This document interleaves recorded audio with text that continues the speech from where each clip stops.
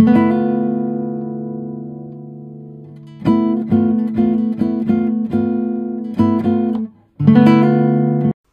d'abord, mon nouveau look, ma nouvelle coiffure. J'ai fait faire des racines, enfin des dessins en triangle à la racine des cheveux et des tresses ultra longues qui sont cette fois-ci noires et violettes. Donc la racine est noire et toute la longueur jusqu'aux pointes est violette. J'adore.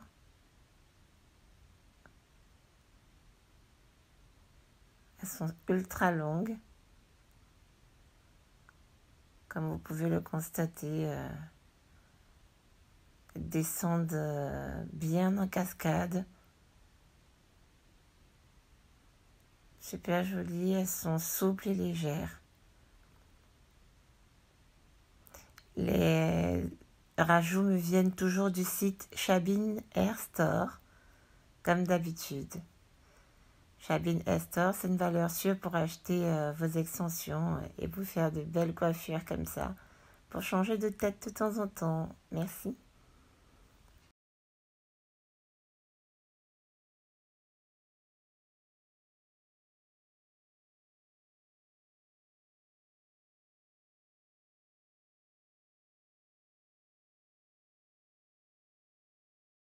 Salut tout le monde, bon retour, bienvenue sur ma chaîne.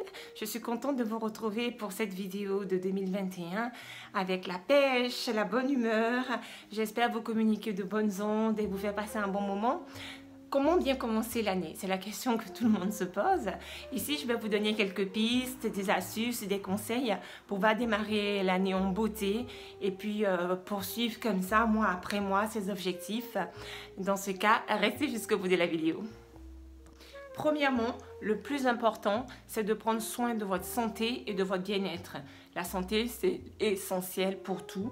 Quand on a la santé, on peut tout se permettre, on peut tout faire, on vit bien. Donc, prendre soin de sa santé, ça passe aussi par son alimentation. Donc, on s'efforce de manger des choses saines et équilibrées, des aliments qui vont nous apporter de bons nutriments pour supporter déjà l'hiver, parce qu'on y est encore, on est en plein mois de janvier, et c'est le mois le plus froid de l'année. Donc l'hiver bat son plein, on a des périodes de fraîcheur intense là, et tout ça, ça fatigue l'organisme. Donc il faut veiller à vraiment bien se nourrir pour pouvoir récupérer un maximum de vitamines, de bons nutriments et pouvoir se maintenir en forme. Aussi, il faut penser au sommeil, parce qu'on néglige souvent le sommeil. Moi, la première, j'ai un sommeil qui n'est pas bon du tout. Donc, cette année, je fais l'effort de veiller à mon sommeil, une qualité de sommeil et une durée de sommeil, comment dirais-je, plus qualitative. Donc, je vous encourage à faire la même chose. On se motive et on fait ça. Deuxièmement, il faut apprendre de ses erreurs du passé. Donc, tout ce qu'on a fait qui ne nous a pas rendu heureux, qui n'a pas contribué à notre épanouissement, ou des choses qui ont carrément été catastrophiques dans nos vies, des situations où on a été en deçà de ce qu'on peut être, eh bien, il faut faire table rase de tout ça et surtout tirer les bonnes conclusions pour ne pas avoir à retomber dans ces mêmes erreurs et recommencer à être déçu de nous-mêmes ou de décevoir les autres. Donc il faut être attentif à réfléchir, qu'est-ce qu'on a fait qui nous a chagriné ou qui a pu causer du tort à d'autres personnes, des choses comme ça. Il faut réfléchir à tout ça et puis se dire qu'on ne doit plus tomber dans ce type de travers. Et c'est comme ça qu'on peut démarrer l'année avec un état d'esprit positif. Et puis qu'on soit au top de soi-même, pour soi déjà, et aussi évidemment pour les autres. Troisièmement, on se motive, mais sans se mettre la pression. C'est-à-dire, il ne sert à rien de faire des listes de résolutions longues comme ça, qu'on ne tiendra pas et qu'on finira par se décourager et qu'on mettra de côté ou qu'on oubliera. L'idée, c'est vraiment de s'adonner à de nouvelles activités, d'apprendre de nouvelles choses, enfin je sais pas.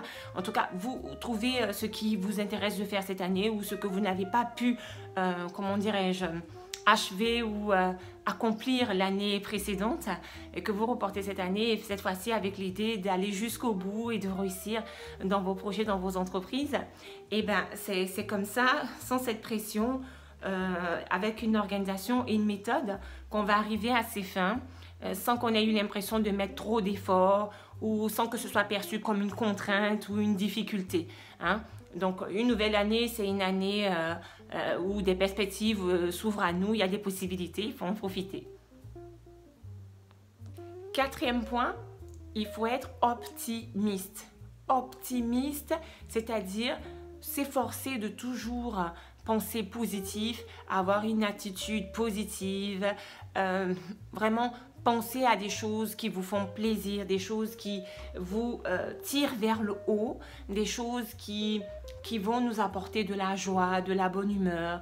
Et c'est très important quand on démarre une nouvelle année ou quand on fait des choses qui nous tiennent à cœur de réussir. Parce qu'avec cette positive attitude, on attire à soi des gens positifs et des ondes positives aussi. Beaucoup de choses qui nous arrivent viennent aussi de notre pensée. Comme je vous l'ai déjà dit dans des vidéos précédentes, si on a une mauvaise estime de soi, parfois ça rayonne autour de nous sans même qu'on ne s'en rende compte. Et puis on renvoie une image négative de nous et ben du coup on va attirer de mauvaises personnes. Or, en ayant de bonnes pensées, des pensées positives, des pensées saines, des pensées où on se grandit, où on se voit au mieux, même si tout va mal dans notre vie, même si on traverse des moments de difficulté, de galère ou quoi que ce soit, peu importe. L'idée, c'est de rester optimiste. Il faut s'efforcer de se mettre cet optimisme dans la tête coûte que coûte, parce que grâce à ça, justement, on va créer un cercle vertueux autour de soi et puis être bien dans sa peau et bien communiquer avec les autres. Et finalement, ça contribue à notre confort, à notre bien-être. Cinquièmement, il faut faire des projets ou alors finir des projets qu'on n'a pas pu accomplir dans le passé, par exemple, ou des projets qui sont restés en suspens. C'est important quand on dit faire des projets, c'est pas forcément des choses incroyables, type construire une maison ou des choses comme ça. Hein. Non, non. C'est pas forcément des choses aussi énormes ou impactantes. Ça peut être même des toutes petites choses du quotidien, comme par exemple de décider de se remettre au sport. C'est aussi un projet, bien sûr. Si vous voulez... je sais pas moi, avec les moments difficiles qu'on traverse en ce moment, peut-être contribuer à donner votre temps, de l'aide autour de vous, ou bien organiser des choses qui peuvent être utiles aux autres. Bref, chaque petite chose qu'on peut faire ou mettre en place, comment dirais-je, qui pourrait contribuer à nous apporter... une meilleure estime de nous-mêmes, du confort et nous relier aux autres, eh bien, c'est la bienvenue. Donc, c'est le moment de réfléchir au projet qu'on peut faire pour cette nouvelle année. Et puis, comme ça, de s'organiser tout au long des mois pour les réaliser, pour les mettre en œuvre, pour que ça se concrétise en quelque chose de matériel, ou si c'est quelque chose de matériel, ou alors qu'on puisse apporter de la joie, de la bonne humeur et même du bonheur, pourquoi pas, autour de soi.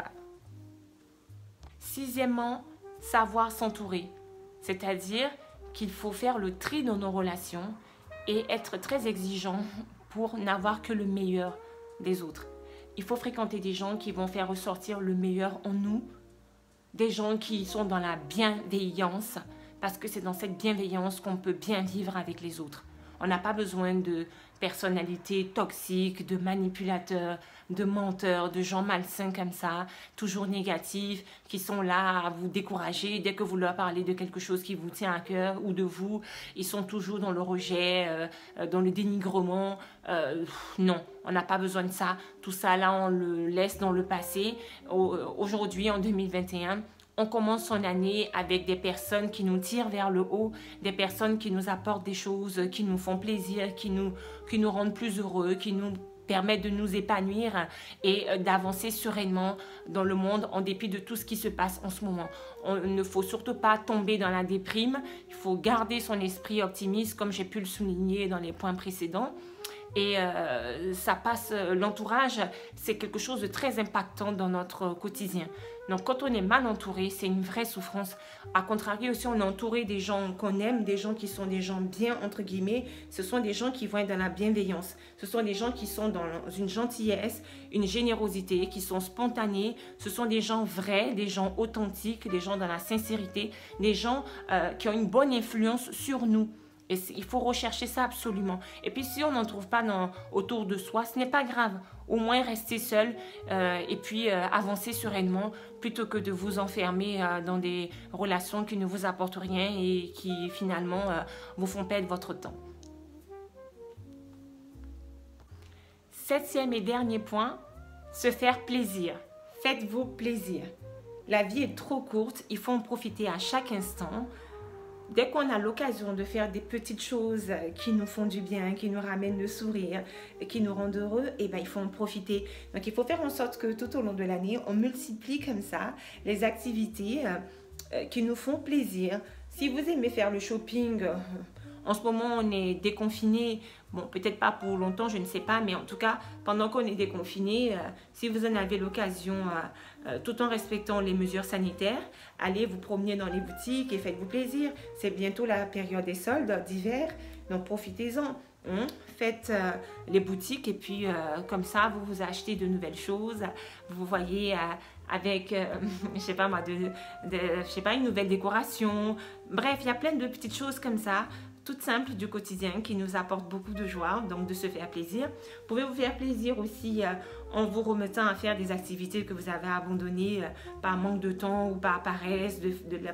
La paresse est souvent liée à la fatigue. Souvent, on est tellement épuisé du travail qu'on n'a plus forcément l'énergie de s'adonner à nos activités qu'on aimait ou quoi que ce soit. Eh ben, c'est le moment de se faire plaisir et de revenir à ça, par exemple.